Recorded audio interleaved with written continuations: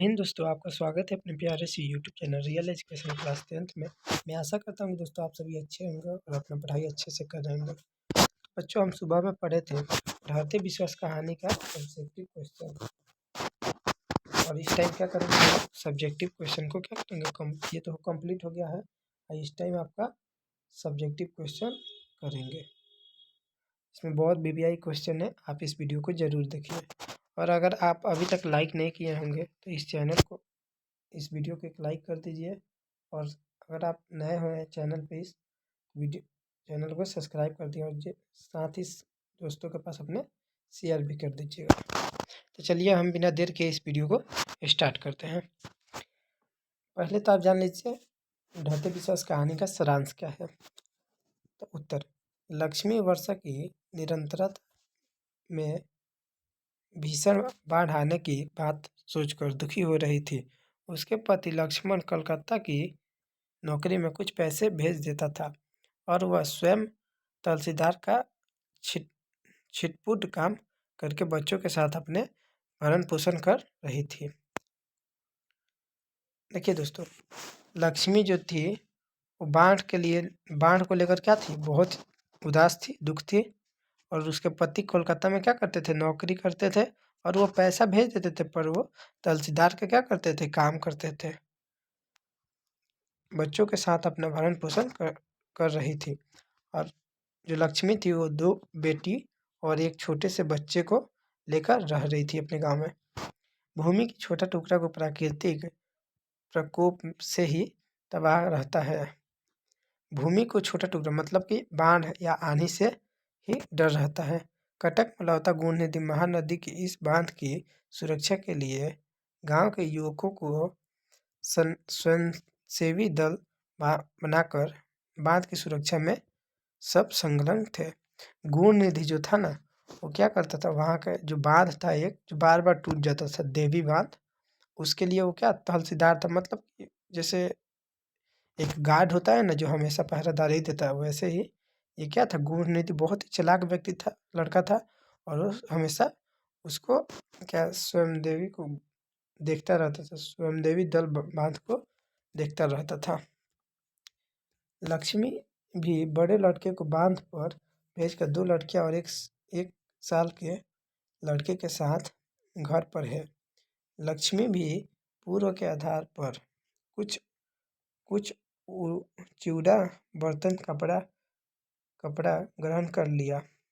लक्ष्मी क्या करी, अपने बड़े बेटे को अच्युत को भी, इसके 2 लड़के और 2 लड़कियां हैं, ठीक है। 2 लड़कियां और एक छोटे से लड़के को लेकर रहती थी और बड़े लड़के को क्या कर दी थी, बांध के पास भेज दी थी कि अगर कोई भी परेशानी हो तो हमें बता देना। तो उसके बड़े लड़के ने बांध के पास चला गया था और वह गाय बकरी सब लेके, अब आगे गाय बकरी के पहाल खोल दिया। अच्युत बांध पर ही जूझ रहा था, मतलब अच्युत बांध पर ही चिल्ला रहा था, बाढ़ आ गई, और शोर मच गया। अच्युत क्या बोल रहा था, बाढ़ आ गई, जिससे कि क्या हो गया, शोर मच गया, शोर हल्ला होने लगा। गूढ़ निधि काम में जुटा था, लोगों में जोश भर रहा था और लोगों को बांध पर जाने का निर्देश भी दे रहा था। लोगों में क्या जागरूकता उत्पन्न हो रही थी और वो क्या बोल रहे थे, अच्युत बोल रहा था कि बांध जूझ रहा है, मतलब क्या अब बांध आ गया है, शोर मच गया। और आगे देखते हैं, सब लोग विश्वास आशंका में बदल गए। सभी लोग का विश्वास क्या होगा, आशंका में बदल गया कि कैसे बाढ़ आ गया। लोग कांपते पैरों से टीले की ओर भागे, स्कूल में भर गए। लोग क्या किए, टीले की तरफ भागे और स्कूल में चले गए। देवी स्थान भी भर गया, जो देवी स्थान, जो देवी माता का मंदिर होता है, वो भी क्या हो गया, भर गया मंदिर। लोग मतास थे, अब तो केवल माँ मुंडेश्वरी का ही भरोसा है। अब लोग क्या कर रहे थे, माँ मुंडेश्वरी मतलब गॉड का ही अब भरोसा है कि अब गॉड अच्छे से हम लोग को कैसे रखेंगे। लक्ष्मी भी अच्युत की आशा छोड़कर जैसे तैसे बच्चों को लेकर भाग रही थी, क्योंकि बाढ़ वृक्ष पर सबों को जल्दी जल्दी ले रही थी। अब लक्ष्मी क्या की, अपने बड़े बेटे अच्युत को छोड़कर अपने 2 लड़कियां और छोटे से एक जो बच्चा है साल भर का, उसको लेकर भाग रही थी। क्योंकि क्या हुआ था, बाढ़ जो आ रही थी वो घर द्वार सब लोगों को भी क्या कर रही थी, लिस रही थी, मतलब कि अपने तरफ खींच रही, आकर्षित कर रही थी। शिव मंदिर के समीप पानी में बहाव इतना बढ़ गया कि लक्ष्मी बरगद की जटा में लपट कर पेड़ पर चढ़ गई। अब शिव मंदिर के समीप में ही एक पानी का बहाव इतना बढ़ गया कि लक्ष्मी क्या है, बरगद के पेड़ पर चढ़ बैठ गई और बेहोश हो गई। और वो क्या हो गई, बेहोश। कोई किसी की पुकार सुनने वाला नहीं, कोई भी किसी का कोई भी चिल्ला रहा है, उसका कोई पुकार नहीं सुन रहा है। टीले पर लोग अपने को खोज रहे थे, अपने को मतलब टीले पर जो लोग थे अपने आप को खोज रहे थे, अपने अपने घर वालों को। स्कूल भी डूब चुका था, गांव का जो स्कूल था वो भी क्या हुआ था, डूब चुका था बाढ़ की वजह से। अतः लोग कमर भर पानी में किसी प्रकार खड़े थे। कमर भर पानी मतलब डांड भर पानी में क्या थे, लोग खड़े थे। लक्ष्मी को होश आने पर उसका छोटा लड़का लापता था।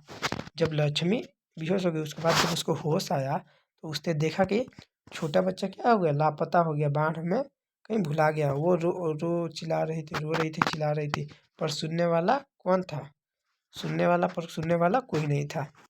लोगों का विश्वास देवी देवताओं पर से भी उठ गया, क्योंकि इन पर बार बार विश्वास करके लोग मात्र ठगे जाते रहे। लोग क्या कहते हैं कि मतलब अब विश्वास, देवी देवताओं पर विश्वास नहीं करना है, क्योंकि हम लोग बार बार विश्वास करते हैं और ठगे जाते हैं। मतलब कि हम लोग भगवान से मनाते हैं कि बाढ़ ना आए, पर बाढ़ बार बार आ जाता है। दोस्तों, इसमें तो भगवान की कोई गलती नहीं है, वो प्राकृतिक बनाया गया है कि बाढ़, ये सब सुनामी, भूकंप इत्यादि आते रहते हैं। हाँ, भले ही आपके गॉड मतलब आपका रक्षा जरूर करेंगे, पर इसमें उनकी कोई गलती नहीं है। लक्ष्मी ने पुनः पीछे देखा, पर उसकी दृष्टि शून्य थी। उसने देखा पर कुछ नहीं दिखा, मतलब सुनने का मतलब कुछ नहीं दिखा। फिर भी एक शिशु शव को उसने पेड़ की तने पर से उठा लिया और सीने से भी लिया, यद्यपि वह उसका पुत्र का शव नहीं था। फिर भी वह एक शिशु के शव को क्या कि पेड़ से उठाई और अपने गले लगा ली, सीने से लगा ली, पर वो उसका पुत्र नहीं था। दोस्तों, यही है कहानी आपका रहते विषय। ये ये गुजरात का कि नहीं, रहते विश्वास पता नहीं कहाँ से, लगभग गुजरात की उड़ीसा का कहानी है, जहाँ पे क्या होता था, बाढ़ वोढ़ हमेशा आती रहती थी। और इसके पति का नाम था लक्ष्मण, जो कलकत्ता में क्या करता था, नौकरी करता था। और ये लक्ष्मी जो दो बेटे और दो लड़कियां, दो लड़के थे इसके, तो दो लड़कियां और एक छोटे से बच्चे को लेकर अपने गांव में रहती थी। और बड़े बेटे को क्या पहरेदारी के लिए बांध पे भेज दी थी, जिसका नाम था अच्युत। और इस गांव का सबसे तेज तर्रार लड़का था, जिसका नाम है गुणनिधि, जो जो स्वेच्छा सेवक दल का क्या किया था, गठन किया था। लक्ष्मी को जब पता चला कि बाढ़ आ गया, जब तो क्या किया, अपने छोटे से बच्चे और दो लड़कियों को लेकर भागने लगी, अच्युत को छोड़ दी और उन दोनों को भागने लगी। लोग इधर उधर स्कूल के ऊपर कहीं कहीं छत पे चढ़ गए। लक्ष्मी भी क्या की, बरगद के एक पेड़ पे चढ़ गई और बेहोश हो गई। बाद में जब उसे होश आया तो उसने देखा कि मेरा छोटा बच्चा क्या हो गया, लापता हो गया है। तो बहुत रो रही थी, चिल्ला रही थी, पर कोई सुनने वाला नहीं था। बाद में लोग भी क्या करने लगे, भगवान को दोष देने लगे कि भगवान पे हम लोग विश्वास रख के ठगे जा रहे हैं मात्र। तो इसमें दोस्तों भगवान की कोई गलती नहीं है, प्राकृतिक रूप बनाया गया है। फिर आगे है कि सब डूब चुका था, कमरा भी भर चुका था, कोई सुनने वाला नहीं था। ये हो गया। फिर लक्ष्मी ने पुनः जब उठा तो उसने एक क्या किया, फिर एक शिशु का शव उसने पेड़ के तने से उठा लिया और सीने से लगा लिया, यद्यपि वह उसका पुत्र नहीं था। जो लापता हुआ था वो उसका पुत्र नहीं था, पर मतलब जो बच्चा था उसका, जो वो लापता हो गया था। और बाद में जब इसको एक शिशु का शव मिला तो उसका पुत्र नहीं था, उसका पुत्र क्या हो गया था, खो गया था। आगे देखते हैं क्वेश्चन आंसर। लक्ष्मी की लक्ष्मी क्यों पिछड़ गई, देखिए लक्ष्मी क्यों पिछड़ गई, आपका ये क्या है क्वेश्चन है, लक्ष्मी क्यों पिछड़ गई। ये हम देखते हैं इसको। लक्ष्मी के साथ दो छोटी बचिया गोद में बच्चा और माथे पर चिवड़ा बर्तन और कपड़े भरे बोरी थी, अतः वह पिछड़ गई। ठीक है, अब लक्ष्मी मानिए 2 लड़कियां को संभालना और एक छोटे से गोद में के बच्चे को जिसको उठा के ले जाना, और साथ ही माथे पे मतलब सर पे क्या था, बर्तन था, कपड़े थे और बोरी थी। तो इसलिए अब मानिए उसे चला भी नहीं जाएगा, इसलिए वो क्या हुई, बिछड़ गई। और क्या, एक बरगद के पेड़ पे गए, जाके बैठ गई, तब तक वो बेहोश हो गई। आगे देखते हैं, लक्ष्मी के व्यक्तित्व पर विचार करें। लक्ष्मी कैसी थी, उसका व्यक्तित्व कैसा था। लक्ष्मी इस कहानी के प्रमुख पात्र है। उसके व्यक्तित्व में कूट कूट कर दृढ़ता और साहस भरा है। देखिए, लक्ष्मी इस कहानी के मुख्य पात्र मतलब मेन कैरेक्टर है, जो फिल्म का नायक होता है मतलब मेन कैरेक्टर है। उसके व्यक्तित्व में कूट कूट के दृढ़ता और साहस भरा है, यानी उसके व्यक्तित्व में बहुत अच्छा प्यार लगन ये सब भरा हुआ है। गांव में एकमात्र बीघा उसकी भूखंड है, मतलब गांव में उसके सिर्फ 1 बीघा ही क्या है, जमीन है। पूर्व अनुभव के आधार पर न उसने घर छोड़ी और न गांव। उसने पूर्व आधार पर, जैसे कि पहले जैसे रहती थी वो गांव में ही, और वो उसी घर में झोपड़ी उपड़ी जो भी था उसका, उसी घर में गांव में रहती थी और उसी घर में। अच्युत को भी समाज रक्षा में लगा दिया। और अच्युत जो उसका बड़ा बेटा था उसको क्या किए, वो समाज सेवक में लगा दी। ये तो ऐसे ही बोल ही रहे हैं, कितना मतलब प्यार, बहुत अच्छी थी, इसमें दृढ़ता और साहस भरी हुई थी। तो ये क्या कि अपने बेटे को समाज सेवा के लिए क्या लगा दी उसमें। उसके हृदय में मातृत्व की जलधार बहती है।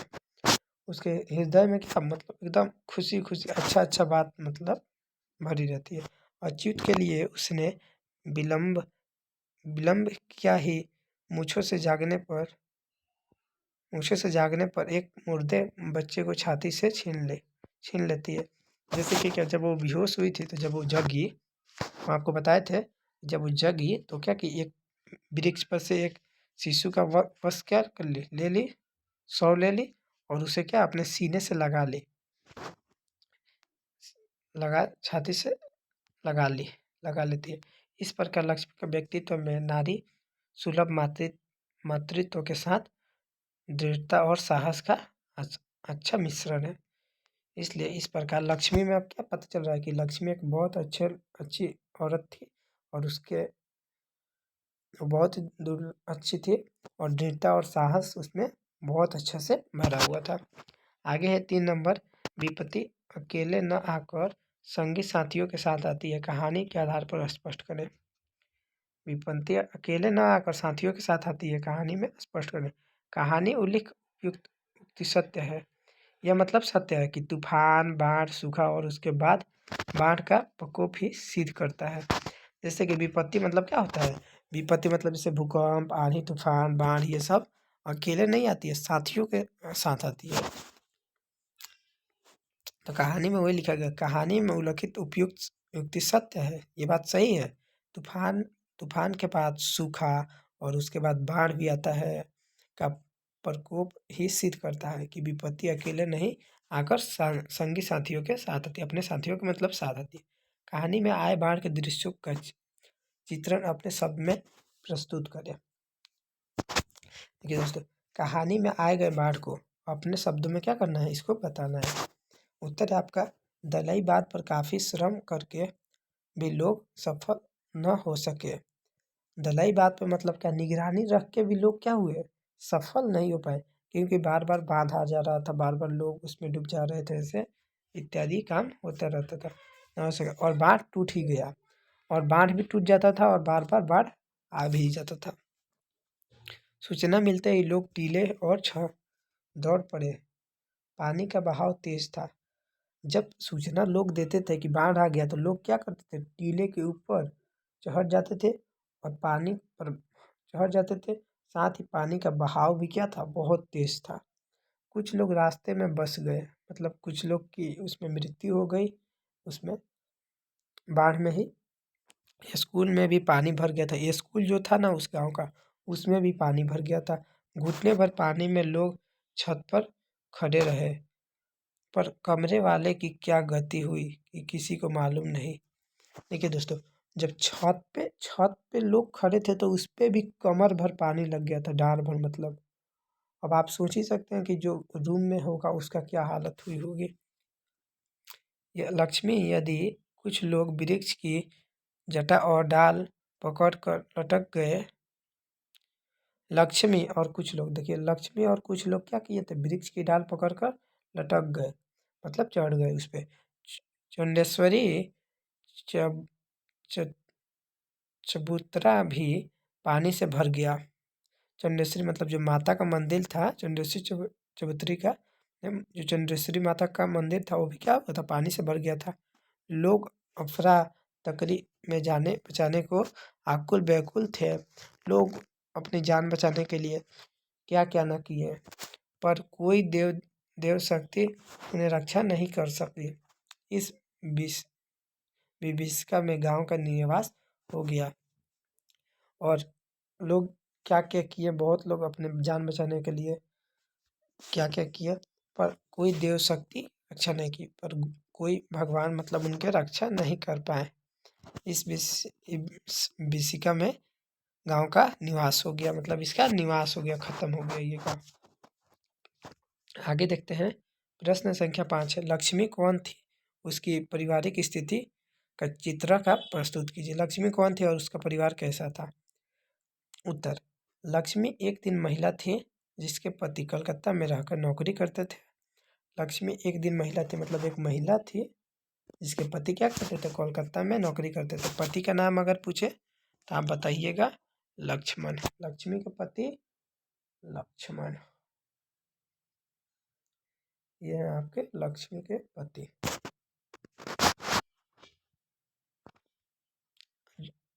वह जो पैसा भेजता था उससे बच्चों के साथ लक्ष्मी का भरण पोषण संभव नहीं था। जैसे जो पैसा भेजते थे शायद कम पैसा भेजते होंगे, इसलिए उनका भरण पोषण क्या था, संभव नहीं था। जैसे कि अब दो बच्चों को लेकर, लड़की को लेकर और एक लड़के को लेकर लक्ष्मी कैसे रह पाती थी, कम पैसा होगा इसलिए ना। उसके पास मात्र 1 बीघा भूखंड था, मतलब उसके पास सिर्फ क्या था, 1 बीघा जमीन था, उसमें वो खेती होती करती थी और उसी से अपना गुजारा करती थी। प्राकृतिक के प्रकोप के कारण उसमें हल चलाने में भी पैसा भी बेकार जाता था। जैसे कि प्राकृतिक जैसे जो आता है ना, भूकंप, सुनामी, बाढ़, सूखा, ये सब भूकंप जो भी बाढ़ ये आता है, मतलब क्या होता था कि उसमें भी पैसा लगाना बर्बाद ही था। जैसे कि कभी कभी इतना बाढ़ आ जाता था और कभी कभी सूखा ही पड़ जाता था, तो इसलिए वो पैसा लगाना भी बेकार था। अतः तहसीलदार के यहाँ काम काज करके वह आजीविका चलाती थी, वो जीविका चलाती थी। तहसीलदार एक थे वहाँ पे, उसके घर क्या वो काम करती थी और अपना जीविका मैंने जीवन चलाती थी। उसका बड़ा बेटा अच्युत, 2 बेटी होता था, एक नन्हा मुन्ना, और अपने स्वयं का भरण पोषण की सारी जिम्मेदारी उसी पर थी। एक उसका बड़ा बेटा और 2 बेटियां और एक छोटा सा बच्चा, और लक्ष्मी का भरण पोषण सारी जिम्मेदारियां किस पे थी, लक्ष्मी पर ही थी। अतः उसका पारिवारिक स्थिति दयनीय थी। आगे देखते हैं, कहानी के आधार पर प्रमाणित करें कि उड़ीसा का जनजीवन बाढ़ और सूखा से काफी प्रभावित रहा है।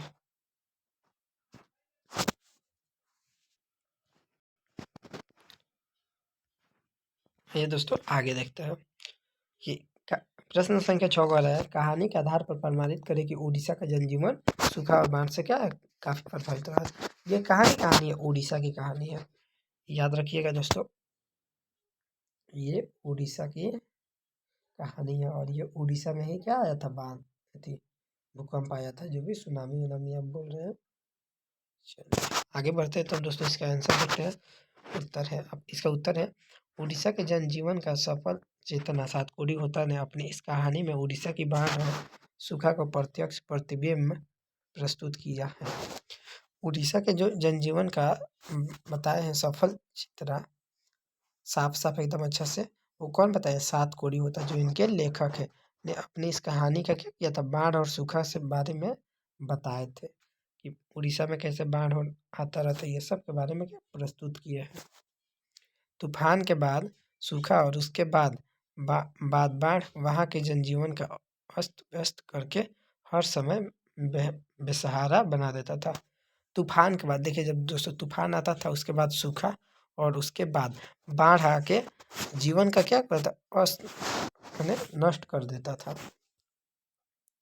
महानदी का हीराकुंड बांध और आयाती द्वारा निर्मित पत्थर का बांध भी उसे रक्षा नहीं कर पाते। जैसे कि एक हीराकुंड बांध था वहाँ पे, महानदी का हीराकुंड बांध,